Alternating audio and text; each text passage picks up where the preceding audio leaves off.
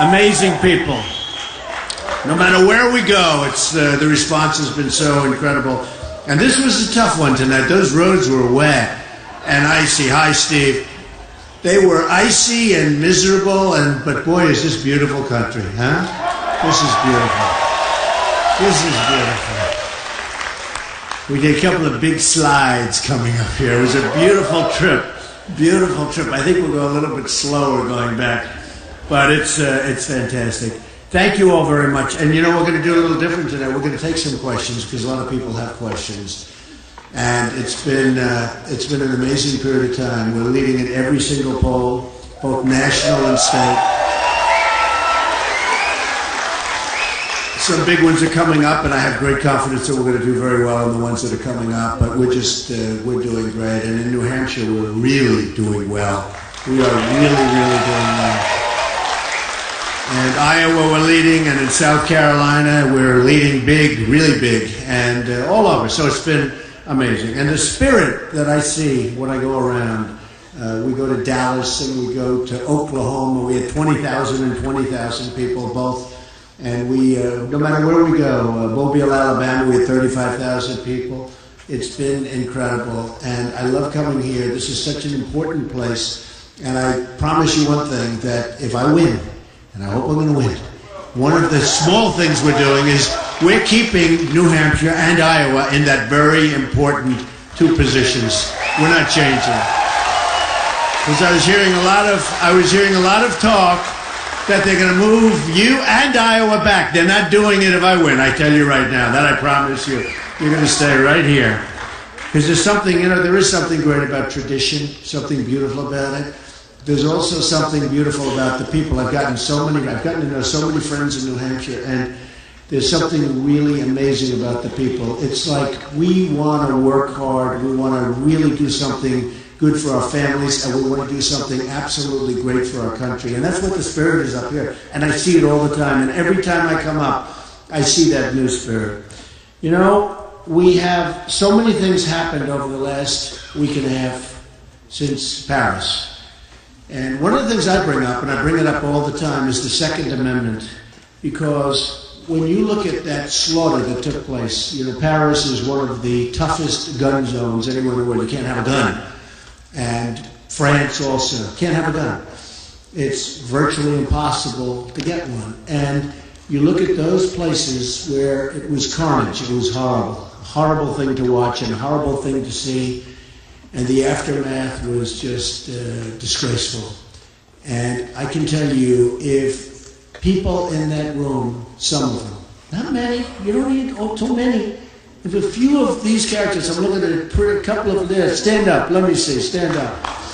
If that guy happened to be in the crowd, and if he had a gun, they would have had a couple of killings, but they wouldn't have been the good guys, they would have been the bad guys, right? They would have been the bad guys. So, you have people that want to hurt the Second Amendment. They want to do all sorts of things to it, and they want to weaken it. And when you look at what happened there, when you look at some of these gun-free zones where the bad guys walk in, it's like target practice. And how about, not long ago, we had the 6 soldiers killed. And 2 of them were world champion shooters. They were great soldiers. All of them were great soldiers. 2 of them were champion shooters. They couldn't have a gun. That's going to end immediately because on our military bases, let me tell you. And then recently, as you know, at the school right here where it was a gun-free school, gun-free area, gun-free zone, and I think the police did an amazing job. They got there so quickly or it would have been much worse. But it was still a horrible thing. And when you look, though, at what took place in Paris, and they said, move over, boom, move over, boom, nobody could protect themselves. And so we have to really cherish and protect our Second Amendment, and I will be the best at it, believe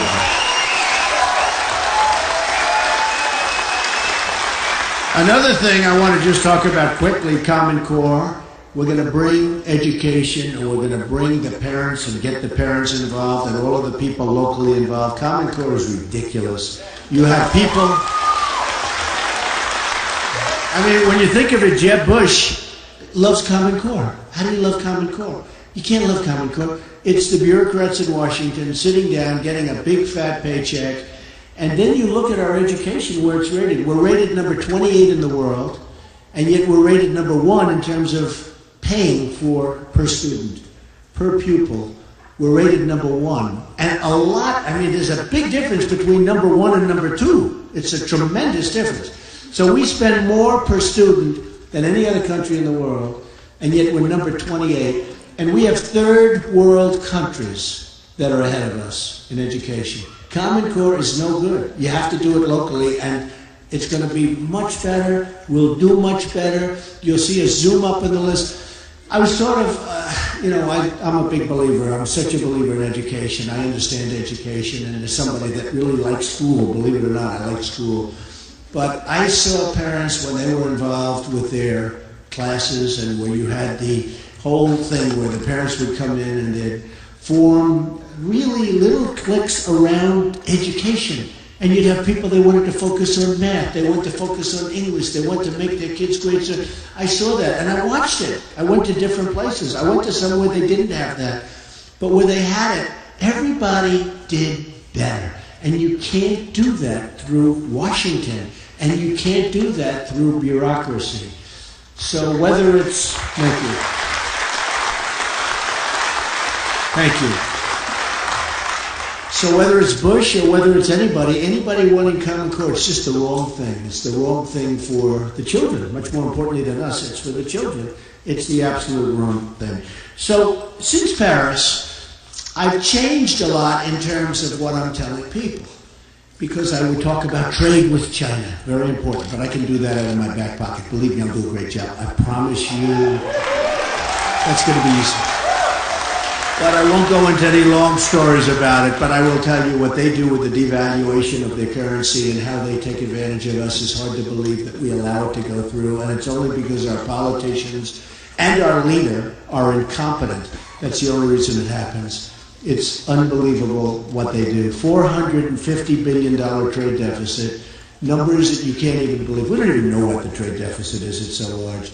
Japan, the same thing, probably 70 billion, around that number, trade deficit. They pour the cars in, we sell them practically nothing. It's a one-way street. Mexico, and you know better than anybody with Mexico what's going on, because a lot of your jobs have gone to Mexico. And we're going to sort of do things that are going to be very good. I have great respect for Mexico, great respect for the Mexican people. I have thousands, over the years, thousands of Hispanics, Mexicans, but Hispanics have worked for me. They're fantastic people. But in the case of Mexico, the country, they're fantastic people. I have thousands working for me right now. But over the years, tens of thousands of people have worked for me.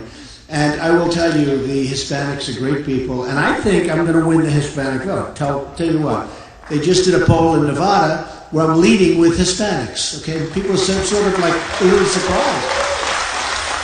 Maybe one of the better polls, so again, I'm not going to go through the poll thing because we're going to do some questions, but one of the better polls that just came out is Fox, where I'm leading in every state, I'm leading in nationally, but very importantly, we are just destroying Hillary. We're beating Hillary badly.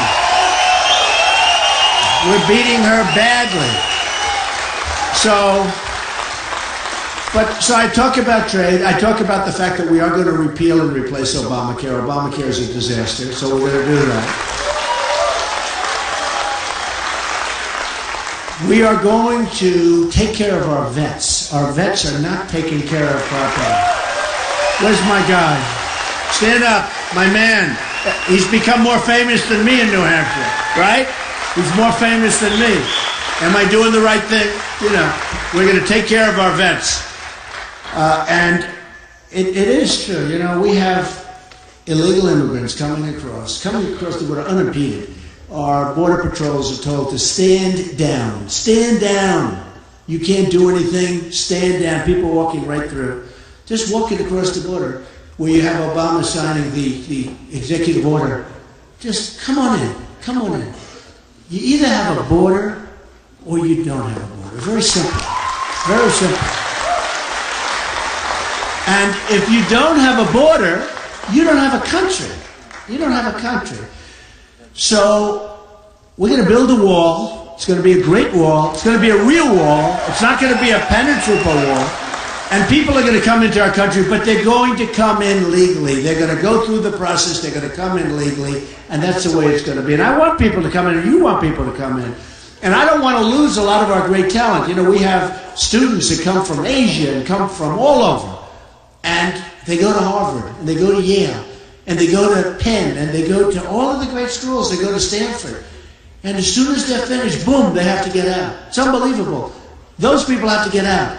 But people that walk in illegally, they can stay as long as they want because there's nobody to tell them to go home. It's ridiculous. So we want to have that for Silicon Valley. We don't want to have a case in India where a person went to a great school, was a great student, had to leave the country, didn't want to leave the country, fought, lost, went to India, opened up a company that he was going to open up here, has now 5,000 employees. I mean, we don't want to lose that. So we want people coming in, and especially we want talented people. We want job producers coming in. We have to put our people back to work. We have to bring back the jobs from China. We have to bring back the jobs from Mexico. We want to put our people to work. And it's sort of like there's no common sense. We don't have any common sense in the country.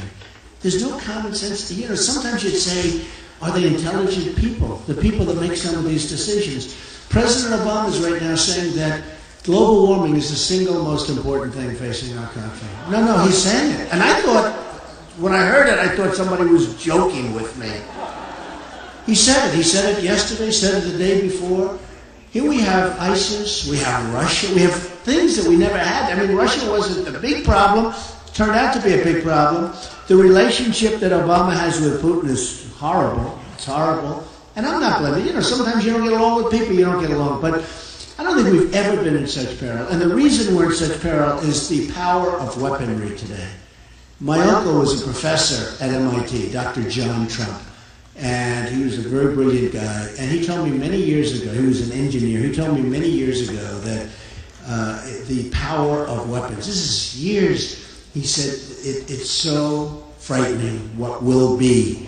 And he was so right. He worked on the Van de Graaff accelerator and a lot of very powerful things he was very big into cancer research. Very smart guy, very great guy. And he was telling me years ago the power. And the big problem we have is the power of weaponry. You know, the old days you'd say, let them fight, we'll never see them. But now they want us at a commission. And we can't let this happen. So we have to be really vigilant. We have to be very smart. I took a lot of heat from the press, a lot of heat when I said we have to be vigilant with the mosques. I mean, you know, they would say, oh, well, you shouldn't do that. That's not nice. I mean, something's wrong. Something bad is happening. Something bad is happening. And we can't be the stupid ones that sit back and say, oh, we have to be very strong. We have to be very vigilant. Something really dangerous is going on. And we have to be sharp. I wrote in the book, America, the America We Deserve. I talked about Osama bin Laden. That was in 2000, 2 years before the World Trade Center came down, right? See, she nodded. But it was a book that I wrote, and I heard this guy. He was a terrorist. He was a guy with a big mouth, and he was saying what he's going to do to the country. And I just wrote in the book that Osama bin Laden, bad guy, we better do something. He's going to crawl under a rock, I think I said. And we better do something with him. And then a year and a half later, the World Trade Center came down. I would have done something with him, I tell you, because he was talking bad stuff, and we didn't do anything.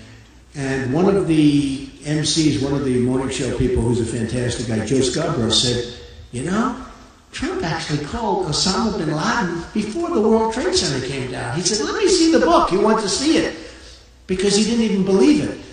But we have to know what's going to happen before it happens. And some people have an instinct for that, and most people don't. So we need the right leadership. But one of the things that has changed, and it's sad that it's changed. I loved talking about the whole thing with trade because it's so important.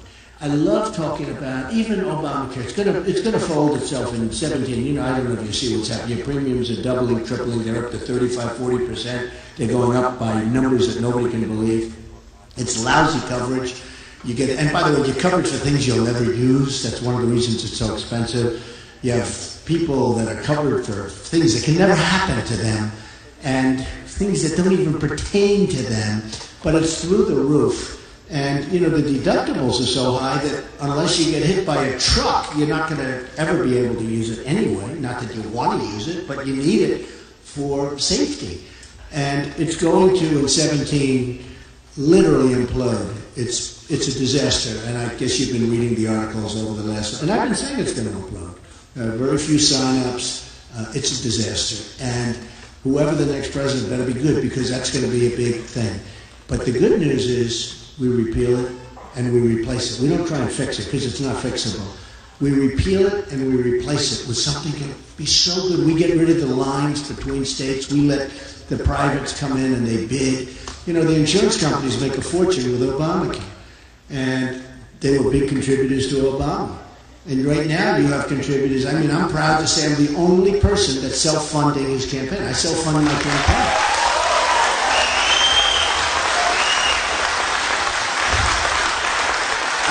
You look at all of these people, whether it's Bush with over $100 million, got $125 million, I don't think it's going to help him. I see more ads. I see, turn off the television, I can't watch another one of those ads. And he doesn't go up. But I see the other one, this guy Kasich, he writes this phony ad about me, it's terrible. By the way, I'm beating him in Kinnickman. He's the governor of Ohio. I'm killing him in Ohio in the poll. Killing him. But when I look at the money that these guys, they raise money and they spend a lot of money, but they're all controlled by the people that put up the money. And who knows the game better than I was on the other side. I've only been a politician for about 5 months. I hate to say it. I'm embarrassed to tell you that. Think of it. All talk, right? What's my expression? All talk, no action. But I've been a politician for, a very short period of time. But I understand the game from the other side. I was like Mr. Establishment, actually, because I contribute lots of money.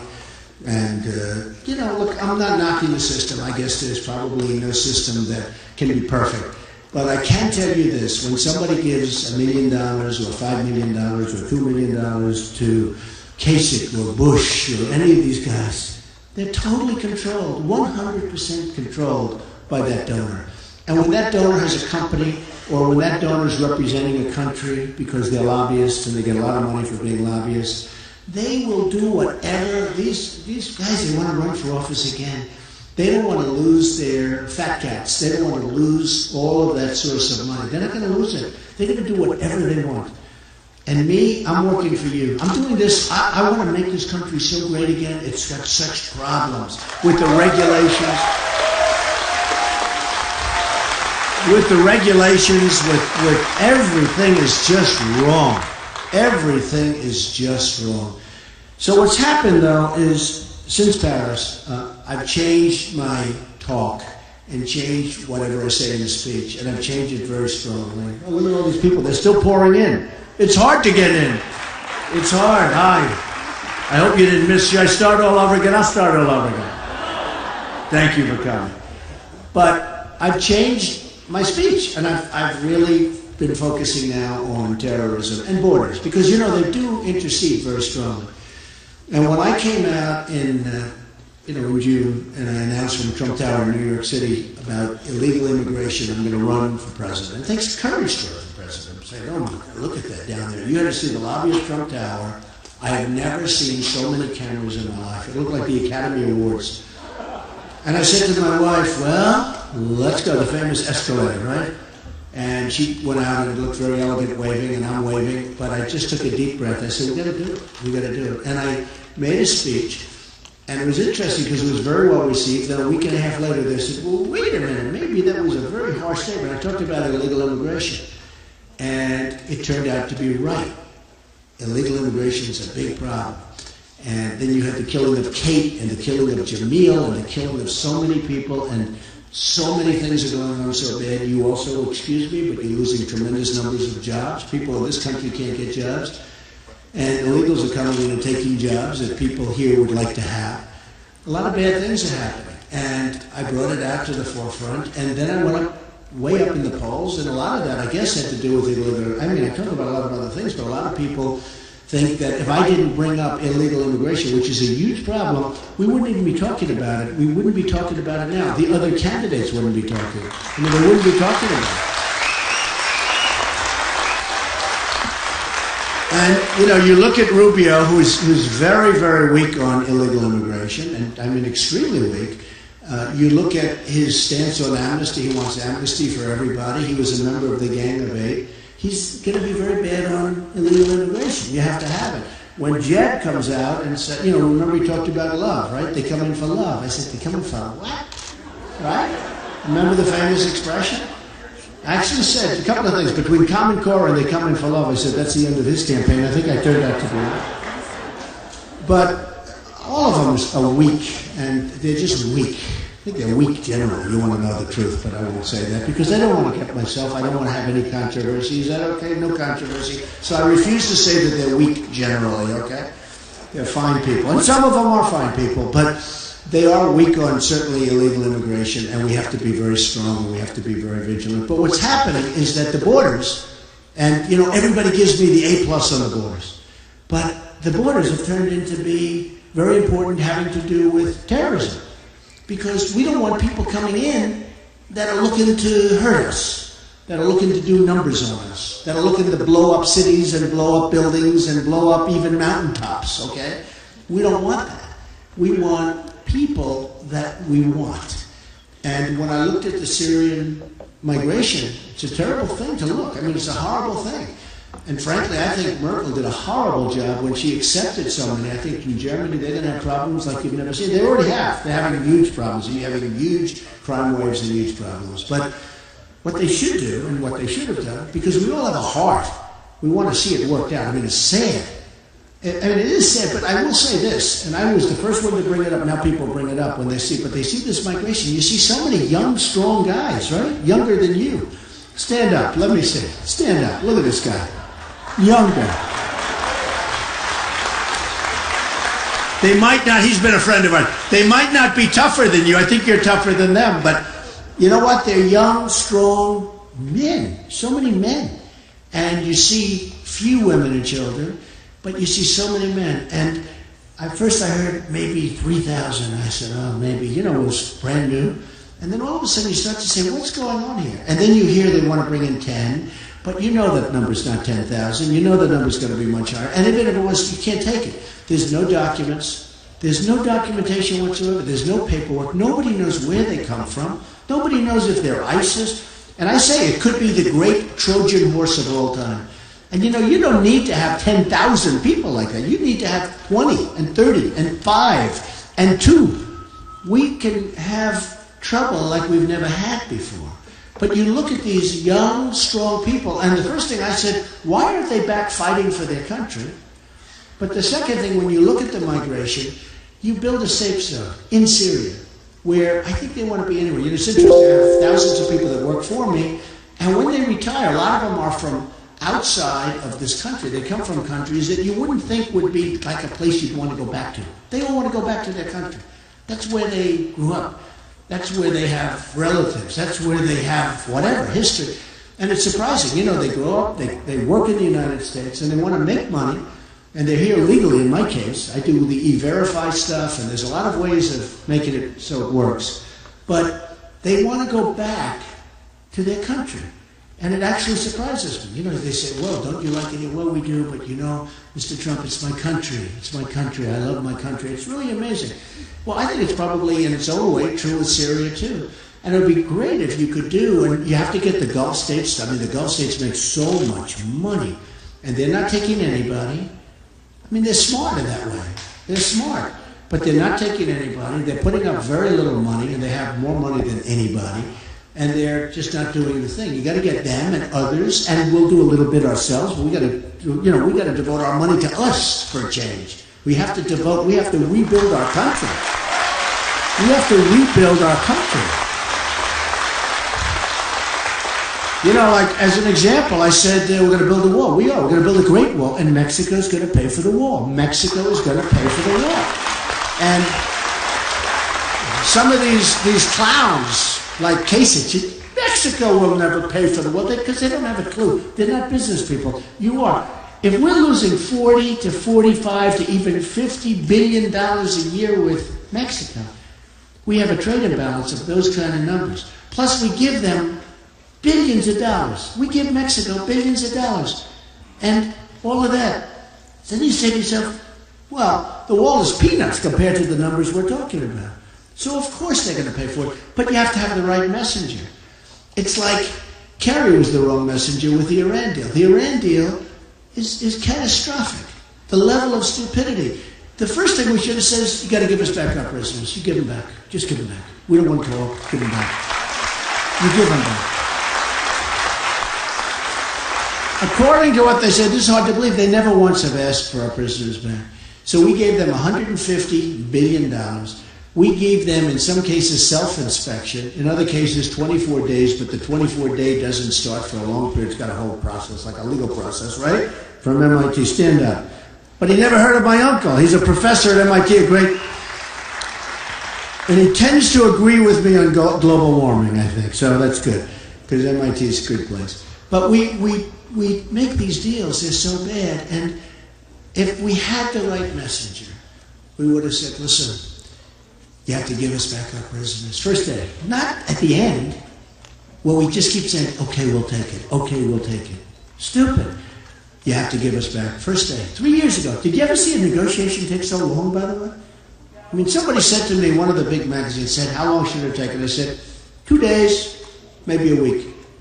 Okay? This is like, we're not sending a rocket up to the moon. Anyway, so it goes back and forth, and you would have said, got to give us back our prisoners. You got 4 people.